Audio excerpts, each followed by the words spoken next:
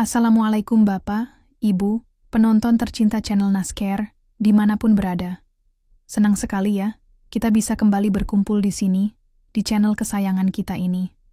Semoga Bapak dan Ibu semua dalam keadaan sehat walafiat, penuh berkah, dan selalu semangat menjalani hari-hari. Salam hangat dari kami untuk Bapak dan Ibu semua. Hari ini Bapak dan Ibu, kita mau membahas sesuatu yang sangat dekat dengan keseharian kita, yaitu air putih. Khususnya kebiasaan minum air putih di pagi hari. Mungkin Bapak dan Ibu sering mendengar berbagai cerita atau anggapan di sekitar kita, ya. Ada yang bilang minum air putih di pagi hari itu bagus sekali untuk kesehatan, tapi ada juga yang bilang justru bisa merusak tubuh, membuat perut kembung, atau bahkan menimbulkan penyakit lain. Wah, jadi mana yang benar ini? Apakah Bapak dan Ibu sendiri pernah mendengar anggapan ini? Atau bahkan mungkin ada yang sempat ragu atau khawatir untuk minum air putih di pagi hari karena anggapan tersebut? Kalau iya, coba komen di bawah ya, Bapak dan Ibu. Mari kita cari tahu fakta sebenarnya bersama-sama di sini. Mari kita luruskan dulu ya Bapak dan Ibu. Anggapan bahwa minum air putih di pagi hari itu merusak tubuh, itu tidak benar sama sekali. Justru, kebiasaan ini adalah salah satu kebiasaan paling sederhana, namun memiliki manfaat luar biasa, terutama di usia kita sekarang ini. Jadi, Bapak dan Ibu tidak perlu khawatir lagi ya. Jangan sampai anggapan yang kurang tepat ini membuat kita jadi takut atau malas untuk minum air putih di pagi hari. Padahal tubuh kita sangat membutuhkannya setelah beristirahat semalaman tubuh. Kita ini unik sekali Bapak dan Ibu. Setelah kita tidur selama kurang lebih 7 atau 8 jam, bahkan mungkin lebih, tanpa asupan cairan sama sekali, tubuh kita itu sebenarnya dalam kondisi kekurangan cairan ringan. Nah, minum air putih di pagi hari saat perut masih kosong, itulah cara terbaik untuk segera mengisi ulang cairan tubuh kita. Ibarat tanaman yang layu sedikit di pagi hari, disiram air akan langsung segar kembali. Begitu juga tubuh kita. Segmen I. Mengapa air putih penting di pagi hari untuk lansia? Manfaat khusus untuk usia senja. Sekarang, mari kita bahas lebih detail. Mengapa minum air putih di pagi hari ini sangat penting, khususnya bagi Bapak dan Ibu yang sudah memasuki usia senja? Ada beberapa alasan mendasar mengapa kebiasaan ini menjadi kunci penting untuk menjaga kesehatan dan vitalitas di usia ini. Salah satu perubahan alami yang terjadi seiring bertambahnya usia adalah menurunnya sensitivitas tubuh terhadap rasa haus. Dulu, mungkin begitu sedikit kekurangan cairan kita langsung merasa haus, ya. Tapi sekarang, sinyal haus itu bisa jadi tidak sekuat dulu, bahkan saat tubuh sebenarnya sudah membutuhkan banyak cairan. Nah, minum air putih di pagi hari ini menjadi semacam alarm atau pengingat bagi tubuh kita untuk memulai proses hidrasi tanpa harus menunggu sinyal haus yang mungkin terlambat datangnya. Selain itu, fungsi ginjal kita juga mengalami perubahan seiring waktu. Ginjal berperan penting dalam mengatur keseimbangan cairan dan elektrolit dalam tubuh, serta membuang limbah, sisa metabolisme. Memberi asupan air yang cukup di pagi hari, membantu meringankan kerja ginjal, dan mendukung fungsinya dalam menyaring dan membuang racun yang terkumpul selama kita tidur. Proses detoksifikasi alami tubuh ini menjadi lebih lancar. Bagi Bapak dan Ibu yang mungkin mengonsumsi obat-obatan rutin di pagi hari, minum air putih sebelum atau saat minum obat juga sangat membantu. Air putih membantu melarutkan obat dan memfasilitasi penyerapannya di dalam tubuh, sehingga obat bisa bekerja lebih efektif.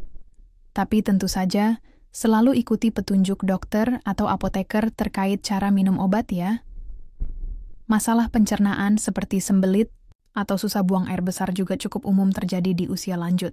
Salah satu penyebabnya adalah kurangnya cairan dalam tubuh yang membuat kotoran menjadi keras dan sulit dikeluarkan. Minum air putih di pagi hari, terutama air hangat, bisa merangsang pergerakan usus dan melunakkan kotoran, sehingga proses BAB di pagi hari menjadi lebih mudah dan lancar. Ini tentu membuat perut terasa lebih nyaman dan aktivitas sehari-hari jadi lebih menyenangkan. Manfaat lainnya adalah untuk meningkatkan energi dan konsentrasi. Dehidrasi ringan sekalipun bisa membuat kita merasa lemas, lesu, pusing, dan sulit berkonsentrasi. Memulai hari dengan hidrasi yang cukup akan membantu sel-sel otak dan tubuh berfungsi lebih baik, aliran darah lebih lancar, sehingga kita merasa lebih bugar, pikiran lebih jernih, dan lebih bersemangat menjalani aktivitas. Bapak dan Ibu pasti ingin tetap aktif dan fokus, kan? Nah, minum air putih pagi hari adalah langkah awal yang sederhana untuk itu. Tidak hanya itu, hidrasi yang baik juga penting untuk kesehatan sendi. Seiring usia, cairan pelumas sendi bisa berkurang. Air putih membantu menjaga volume cairan ini, yang penting untuk kelenturan dan mengurangi gesekan pada sendi. Bagi Bapak dan Ibu yang sering merasa nyeri sendi, menjaga hidrasi bisa sedikit membantu mengurangi ketidaknyamanan tersebut, meskipun tentu saja bukan obat utama. Jadi, Bapak dan Ibu, bisa kita lihat ya, betapa banyak manfaat minum air putih di pagi hari, khususnya untuk mendukung kesehatan tubuh kita yang semakin menua. Ini adalah kebiasaan emas yang patut terus kita pelihara. Meskipun minum air itu baik, ada beberapa cara atau kebiasaan terkait minum air yang sebaiknya kita perhatikan, baik itu di pagi hari maupun sepanjang hari. Menghindari kesalahan ini akan membantu kita mendapatkan manfaat air putih secara maksimal tanpa menimbulkan masalah. Kesalahan pertama yang cukup sering dilakukan, dan ini sudah sedikit kita singgung, adalah minum air dalam jumlah yang terlalu banyak sekaligus, dalam waktu yang sangat singkat. Misalnya, langsung menghabiskan 1 liter air dalam hitungan menit begitu bangun tidur. Meskipun tujuannya baik, yaitu ingin cepat terhidrasi, cara ini bisa membebani ginjal dan sistem tubuh lainnya.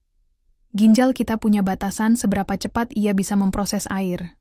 Jika air masuk terlalu cepat dalam jumlah besar, tubuh bisa kewalahan dan bahkan dalam kasus yang sangat ekstrim, meskipun ini jarang terjadi pada orang sehat, bisa mengganggu keseimbangan elektrolit, terutama natrium. Selain itu, minum terlalu banyak sekaligus juga bisa membuat perut terasa begah, tidak nyaman, atau mual. Sebaiknya minum air di pagi hari secara bertahap, misalnya 1-2 gelas, lalu bisa dilanjutkan beberapa saat kemudian jika masih merasa perlu. Kesalahan kedua, terutama bagi sebagian orang, adalah minum air yang suhunya terlalu dingin. Air dingin memang terasa menyegarkan, apalagi jika cuaca sedang panas. Namun, minum air yang sangat dingin, terutama di pagi hari saat perut masih kosong, bisa menimbulkan kejutan bagi sistem pencernaan. Bagi Bapak dan Ibu yang memiliki masalah lambung sensitif, seperti MAAG atau GERD, penyakit asam lambung naik, air dingin bisa memicu kekambuhan atau rasa tidak nyaman seperti kembung atau perih. Suhu dingin juga bisa menyebabkan pembuluh darah di saluran pencernaan sedikit menyempit sementara, yang mungkin mempengaruhi penyerapan. Air dengan suhu ruang atau air hangat umumnya lebih mudah diterima dan diproses oleh tubuh, serta bisa membantu melancarkan peredaran darah dan merelaksasi otot-otot pencernaan. Kesalahan ketiga, dan ini sangat relevan bagi lansia, adalah menunggu sampai rasa haus itu terasa sangat kuat baru kemudian minum. Seperti yang tadi kita bahas, sinyal haus pada usia senja seringkali sudah tidak seakurat atau sekuat saat muda.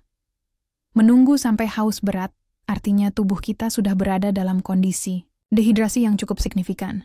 Padahal, bahkan dehidrasi ringan saja sudah bisa berdampak pada energi, suasana hati, konsentrasi, dan fungsi tubuh lainnya. Jadi, jangan jadikan rasa haus yang sangat kuat sebagai satu-satunya patokan untuk minum. Lebih baik minum secara teratur sebelum rasa haus yang menyiksa itu muncul. Kesalahan keempat adalah tidak memperhatikan tanda-tanda lain dari kekurangan cairan selain rasa haus. Terkadang tubuh memberikan sinyal lain bahwa ia membutuhkan air. Misalnya, merasa lelah padahal tidak melakukan aktivitas berat, mulut terasa kering meskipun sudah menyikat gigi, sakit kepala ringan, pusing saat berdiri, atau warna urin yang terlihat kuning pekat dan baunya menyengat. Jika Bapak dan Ibu mengalami tanda-tanda ini, itu bisa jadi pertanda bahwa tubuh kurang cairan dan perlu segera minum air. Jangan diabaikan ya, Bapak Ibu. Kesalahan kelima adalah mengganti air putih dengan minuman lain secara berlebihan. Teh manis, kopi, jus buah kemasan dengan gula tambahan, atau bahkan minuman isotonik, jika tidak dalam kondisi benar-benar membutuhkannya setelah aktivitas fisik berat, memang mengandung cairan. tetapi seringkali juga mengandung gula, kafein, atau zat lain yang dalam jumlah banyak justru kurang baik, atau bahkan bisa bersifat diuretik, membuat lebih sering buang air kecil, sehingga cairan keluar lebih cepat. Untuk hidrasi terbaik sehari-hari, air putih tetap juaranya. Minuman lain boleh saja dikonsumsi secukupnya, tapi jangan sampai menggantikan porsi air putih yang dibutuhkan tubuh. Kesalahan keenam, yang juga penting untuk lansia, adalah tidak mempertimbangkan efek samping obat-obatan yang diminum terhadap kebutuhan cairan. Beberapa jenis obat bisa memengaruhi keseimbangan cairan dalam tubuh. Misalnya, obat diuretik untuk tekanan darah tinggi, yang membuat lebih sering buang air kecil, atau obat-obatan tertentu yang bisa menyebabkan mulut kering. Jika Bapak atau Ibu mengonsumsi obat rutin, tanyakan pada dokter atau apoteker apakah obat tersebut memengaruhi kebutuhan cairan dan bagaimana cara terbaik untuk mengimbanginya. Dengan menyadari kesalahan-kesalahan ini, kita bisa mengubah kebiasaan minum air menjadi lebih optimal demi kesehatan kita. Mari kita telaah lebih lanjut, Bapak dan Ibu, mengapa cara kita minum air itu begitu penting dampaknya bagi kesehatan kita. Ini berkaitan dengan bagaimana tubuh kita mengelola cairan yang masuk. Ketika kita minum air secara perlahan, sedikit demi sedikit, tubuh kita punya waktu yang cukup untuk memproses air tersebut. Air akan melewati kerongkongan, masuk ke lambung, lalu secara bertahap diserap di usus dan masuk ke aliran darah. Dari sana, air akan didistribusikan ke seluruh sel dan jaringan tubuh yang membutuhkan. Proses penyerapan yang bertahap ini memastikan bahwa air bisa dimanfaatkan dengan baik untuk berbagai fungsi vital, seperti membawa nutrisi, mengeluarkan limbah, menjaga suhu tubuh, dan melumasi sendi. Bayangkan seperti menyiram tanah kering, Bapak Ibu. Kalau kita siram pelan-pelan, air akan meresap masuk ke dalam tanah dan mencapai akar tanaman. Tapi kalau kita tuang air dalam jumlah besar dan cepat, sebagian besar air justru akan mengalir begitu saja di permukaan, tanpa sempat meresap. Kurang lebih begitulah perumpamaan sederhananya dengan tubuh kita. Minum terburu-buru, atau terlalu banyak sekaligus bisa membuat air kurang optimal diserap, dan justru bisa cepat dikeluarkan lagi oleh ginjal karena dianggap sebagai beban mendadak. Selain itu, seperti yang sudah kita bahas, cara minum juga mempengaruhi sistem pencernaan. Minum berlebihan saat makan bisa mengencerkan asam lambung yang sangat penting untuk memecah makanan, terutama protein. Padahal, di usia senja ini, produksi asam lambung dan enzim pencernaan mungkin sudah tidak sebanyak dulu. Jadi, penting untuk tidak mengganggu kerjanya dengan asupan cairan berlebihan saat lambung sedang fokus mencerna makanan padat. Memberi jeda yang cukup antara minum air dan makan membantu menjaga keasaman lambung tetap optimal untuk pencernaan. Minum air dengan cara yang benar, yaitu secara teratur dan bertahap sepanjang hari, juga membantu menjaga keseimbangan elektrolit dalam tubuh. Elektrolit seperti natrium, kalium, dan klorida sangat penting untuk berbagai fungsi tubuh, termasuk kerja saraf, otot, dan keseimbangan cairan itu sendiri. Asupan air yang stabil membantu menjaga konsentrasi elektrolit ini tetap dalam rentang normal. Sebaliknya, asupan air yang sangat tinggi dalam waktu singkat bisa mengencerkan elektrolit, terutama natrium, yang bisa berdampak negatif. Jadi, Bapak dan Ibu, bukan hanya soal sudah minum air hari ini, tapi juga bagaimana cara saya minum air hari ini. Memperhatikan cara minum adalah investasi kecil untuk kesehatan yang lebih baik. Seperti yang sudah sedikit kita bahas, sinyal haus pada lansia bisa menurun. Oleh karena itu, penting bagi Bapak dan Ibu untuk mengenali tanda-tanda lain bahwa tubuh sedang kekurangan cairan. Jangan sampai kondisi kekurangan cairan ini berlanjut menjadi dehidrasi yang lebih serius. Salah satu tanda yang paling mudah diperhatikan adalah warna urin. Urine yang sehat dan menandakan tubuh terhidrasi dengan baik biasanya berwarna kuning pucat, hampir jernih. Jika urin Bapak dan Ibu berwarna kuning tua atau bahkan oranye pekat dan baunya lebih menyengat, ini adalah sinyal jelas bahwa tubuh membutuhkan lebih banyak cairan. Tentu saja, ada beberapa faktor lain yang bisa memengaruhi warna urin, seperti konsumsi vitamin B kompleks. Tapi secara umum, warna urin adalah indikator hidrasi yang baik. Selain warna urin, Perhatikan juga kondisi mulut dan bibir. Mulut yang terasa kering, lengket, atau bibir yang terlihat pecah-pecah bisa menjadi tanda kurang cairan, meskipun Bapak Ibu tidak merasa haus. Produksi air liur berkurang saat dehidrasi, menyebabkan sensasi kering ini. Rasa lelah, lesu, atau kurang bertenaga padahal tidak melakukan aktivitas berat juga bisa menjadi pertanda. Cairan berperan dalam mengantarkan oksigen dan nutrisi ke sel-sel tubuh. Jika kurang cairan, proses ini menjadi kurang efisien, menyebabkan tubuh terasa lelah. Sakit kepala ringan juga seringkali disebabkan oleh dehidrasi. Otak sedikit menyusut saat tubuh kekurangan cairan, menarik selaput yang mengelilinginya dan menyebabkan nyeri. Minum air seringkali bisa meredakan sakit kepala jenis ini. Pusing, terutama saat berdiri dengan cepat, juga bisa menjadi gejala dehidrasi. Kurang cairan bisa mempengaruhi volume darah dan tekanan darah, menyebabkan pusing saat terjadi perubahan posisi mendadak. Hati-hati ya Bapak Ibu, pusing ini bisa meningkatkan risiko jatuh. Pada tingkat dehidrasi yang lebih parah, bisa muncul gejala seperti kulit yang terasa kurang elastis. Jika dicubit perlahan di punggung tangan, kembalinya agak lambat. Mata cekung, jarang buang air kecil atau jumlah urin sangat sedikit. Kebingungan, atau bahkan penurunan kesadaran. Jika mengalami gejala-gejala berat ini, segera cari pertolongan medis. Mempelajari dan mengenali tanda-tanda awal dehidrasi pada diri sendiri sangat penting Bapak dan Ibu, agar kita bisa segera mengambil tindakan dengan minum air sebelum kondisinya memburuk. Bapak dan Ibu mungkin sering mendengar anjuran umum untuk minum air putih 8 gelas sehari atau sekitar 2 liter. Itu memang panduan yang baik sebagai titik awal. Namun penting untuk diingat bahwa kebutuhan cairan setiap individu itu unik dan bisa sangat bervariasi, apalagi di usia lansia. Kebutuhan 2 liter itu hanyalah rata-rata. Ada banyak faktor yang memengaruhi berapa banyak air yang sebenarnya dibutuhkan Bapak dan Ibu dalam sehari. Pertama, tingkat aktivitas.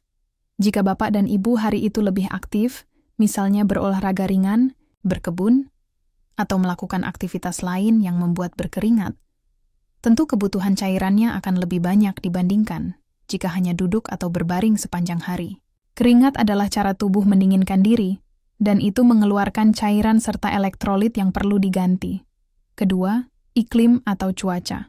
Saat cuaca panas atau lembab, tubuh kita akan lebih banyak mengeluarkan keringat untuk menjaga suhu tubuh tetap stabil. Otomatis, kita membutuhkan lebih banyak air untuk menggantikan cairan yang hilang tersebut. Sebaliknya, saat cuaca dingin, mungkin kebutuhan cairan dari keringat berkurang, tetapi cairan tetap hilang melalui pernapasan, jadi tetap perlu minum cukup. Ketiga, kondisi kesehatan tertentu. Ini adalah faktor yang sangat penting, khususnya bagi lansia. Beberapa kondisi medis bisa memengaruhi keseimbangan cairan.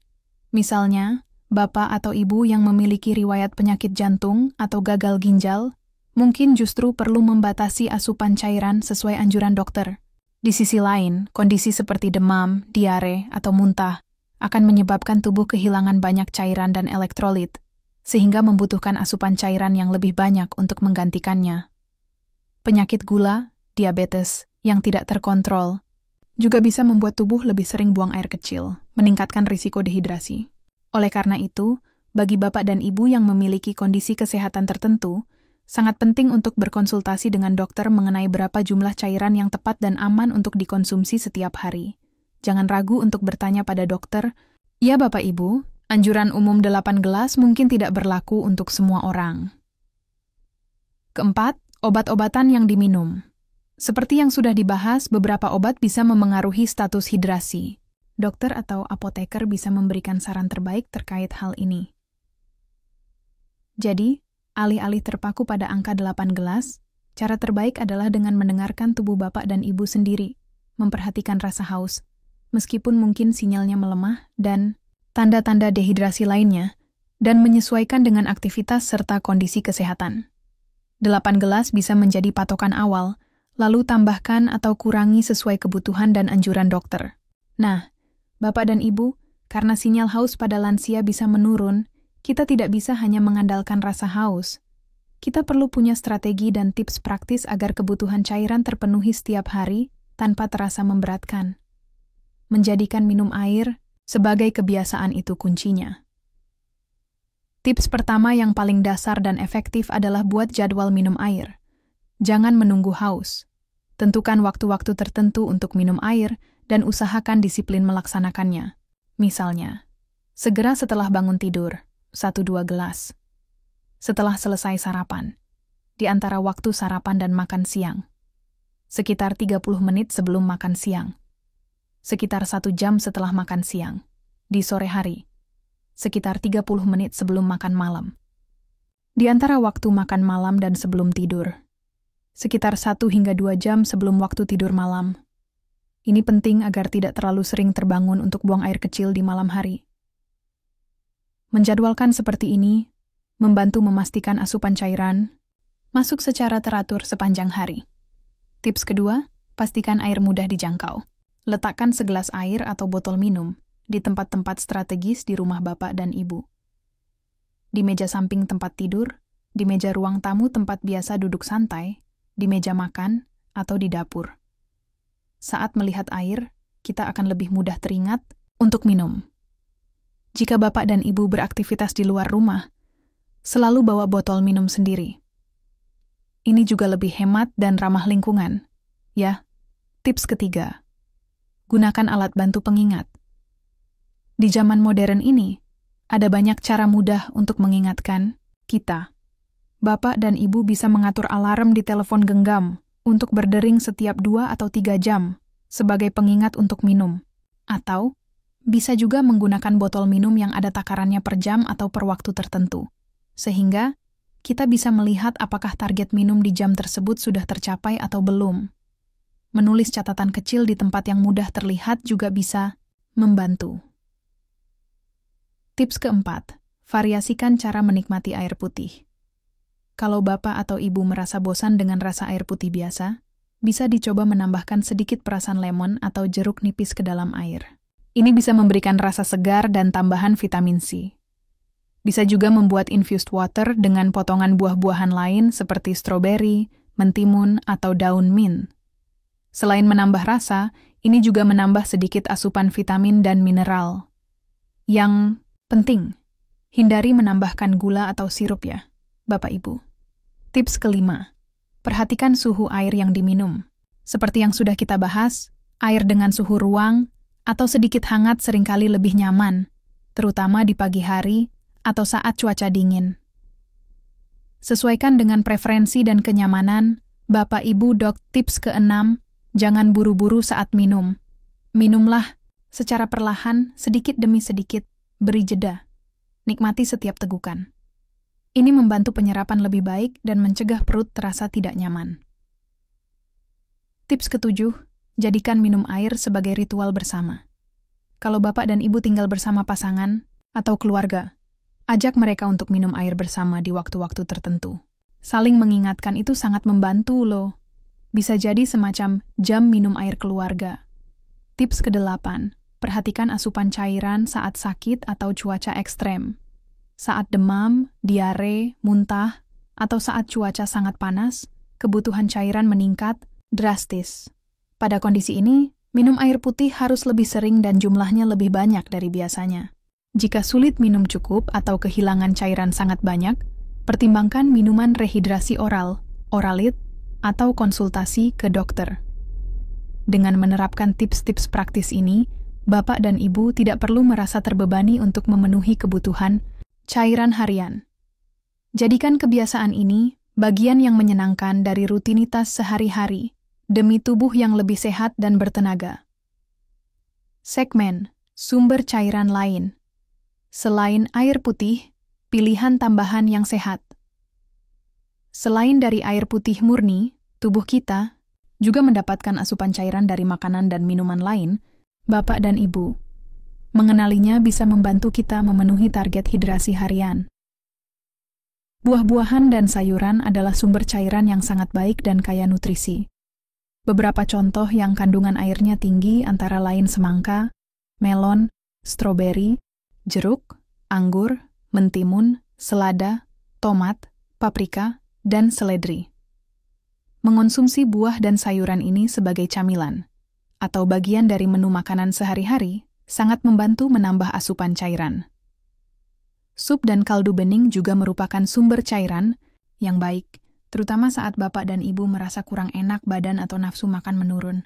Kandungan airnya tinggi dan seringkali mengandung elektrolit dari bahan-bahan kaldunya.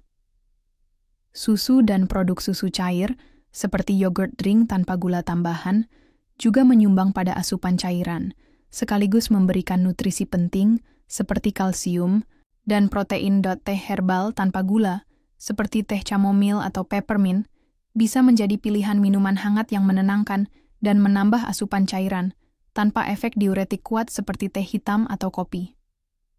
Namun, perlu diingat Bapak dan Ibu, meskipun sumber-sumber ini berkontribusi pada hidrasi, air putih tetaplah sumber cairan terbaik dan paling murni tanpa tambahan gula, kalori berlebih, atau zat lain yang mungkin kurang cocok untuk konsumsi rutin dalam jumlah banyak.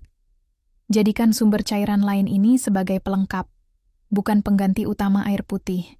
Bapak dan Ibu yang saya hormati, semua informasi yang kami sampaikan di sini adalah panduan umum untuk menjaga hidrasi yang baik demi kesehatan optimal di usia lanjut. Namun, kami ingin menekankan kembali betapa pentingnya untuk selalu berkonsultasi dengan dokter, terutama jika Bapak atau Ibu memiliki kondisi kesehatan kronis seperti penyakit jantung, penyakit ginjal, diabetes, atau sedang menjalani pengobatan rutin. Beberapa kondisi medis memang memerlukan pengaturan asupan cairan yang lebih ketat, baik itu pembatasan atau justru penambahan, sesuai dengan kondisi pasien. Dokter adalah orang yang paling tepat untuk menilai kebutuhan cairan Bapak dan Ibu secara spesifik, berdasarkan riwayat kesehatan, obat-obatan yang diminum, dan hasil pemeriksaan. Jangan ragu untuk bertanya pada dokter mengenai berapa banyak air yang aman dan ideal untuk Bapak Ibu konsumsi setiap hari. Kesehatan Bapak dan Ibu adalah prioritas utama. Akhirnya, kita sampai di penghujung obrolan kita hari ini, Bapak dan Ibu. Semoga penjelasan ini bisa meluruskan anggapan yang kurang tepat tentang minum air putih di pagi hari dan semakin meyakinkan Bapak dan Ibu akan pentingnya kebiasaan sederhana ini. Ingat ya Bapak dan Ibu, minum air putih di pagi hari itu sangat bermanfaat, bukan merusak tubuh. Itu adalah cara terbaik memulai hari dengan rehidrasi. Perhatikan cara minum, perlahan, bertahap, dan suhu air untuk kenyamanan pencernaan. Jangan tunggu haus berat baru minum, karena sinyal haus melemah seiring usia. Kenali tanda dehidrasi lainnya. Penuhi kebutuhan cairan secara teratur sepanjang hari, sesuaikan jumlahnya dengan aktivitas dan kondisi pribadi. Gunakan pengingat jika perlu. Konsultasikan dengan dokter mengenai kebutuhan cairan spesifik jika Bapak Ibu memiliki kondisi kesehatan tertentu. Menjaga hidrasi yang baik adalah kunci sederhana untuk menjaga tubuh tetap berfungsi dengan baik, meningkatkan energi, menjaga konsentrasi, melancarkan pencernaan, dan secara keseluruhan meningkatkan kualitas hidup kita di usia senja. Ini adalah hadiah kecil yang bisa kita berikan pada tubuh kita setiap hari. Terima kasih banyak Bapak dan Ibu yang sudah menyimak sampai akhir. Semoga sehat selalu, tetap semangat, dan jangan lupa minum air putih ya. Sampai jumpa di video NAS. Cara berikutnya. Wassalamualaikum warahmatullahi wabarakatuh.